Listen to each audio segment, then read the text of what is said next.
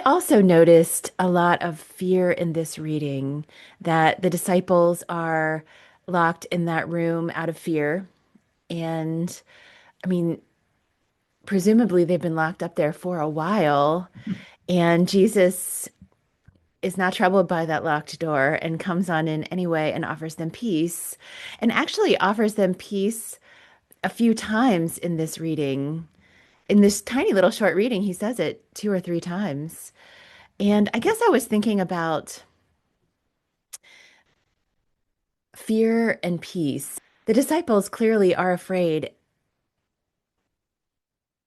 but are they also able to receive that peace despite their fear? And I kind of think that they can, that they can be both afraid and receive Christ's peace.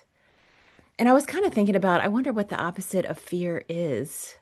And I'm not really sure, but it seems like despite their fear, it says they rejoice to see him standing with them, and he offers them peace again after that, and then sends them out.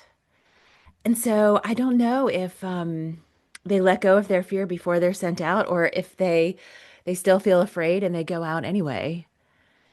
So I was thinking about times in my life that I could relate to this, which there are many. And I was thinking about when I was discerning about entering the community, and the next step was going to be becoming a postulant and moving into community. And I remember telling my spiritual director, like, I can't do that. That's ridiculous. I can't do that. I'm afraid. And he said something like, just because you're afraid doesn't mean you shouldn't do it. Or, your fear shouldn't prevent you from doing this thing that you feel called to do. And I remember reacting like, what? That's the most ridiculous thing I've ever heard in my life. Of course I shouldn't do it because I'm afraid.